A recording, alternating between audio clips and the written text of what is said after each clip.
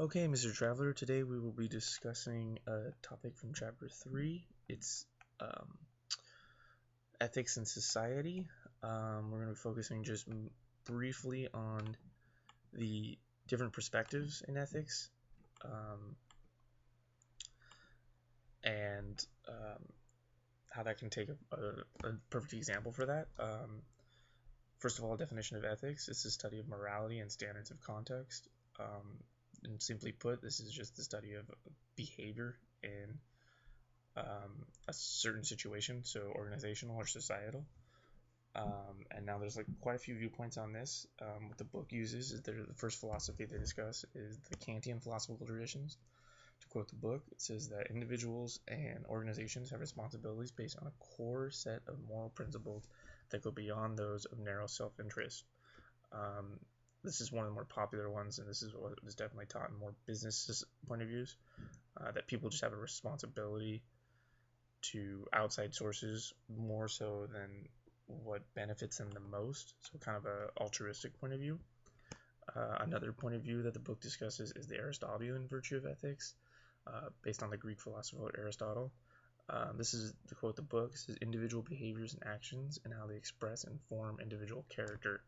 So here it's kind of more about like a little more focused on self-interest. It's kind of doing the right thing because it's what makes you feel good about, it's what makes you feel best, for the right reasons. Another point of view is the utilitarian point of view. To quote the book, it favors the greatest good for the greatest number of people under a given set of constraints. This is essentially what the definition of utilitarianism is doing what's best for the society, disregarding what your personal input is in it. You do what's best for the society. And then finally, there are a lot of Eastern philosophies discovered all across the East. These include Asia, India, Chinese, Iranian, um, and they're derived, but depending on the different religions and philosophers that each um, viewpoint is held from. And to give you an example, we're going to talk about the BP oil spill, which happened in 2010. It was the biggest oil spill in history, and to summarize it, a BP was drilling off the Gulf Coast, about 5,000 feet deep, and the rig caught on fire, had a huge accident, and thousands upon thousands of gallons were spilled into the oil. This almost immediately, shut down the entire economy for the Gulf for a very extended period of time. Took months to even stop the flow of oil into the Gulf.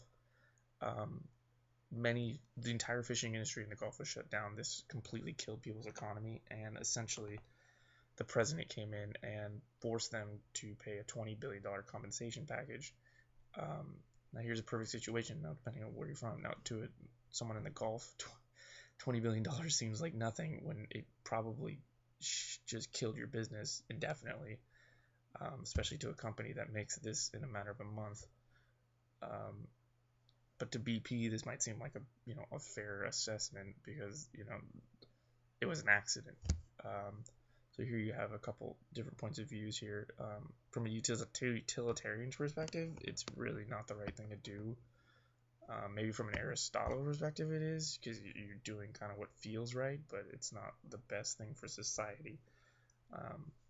And this is just a pretty good example of how different perspectives can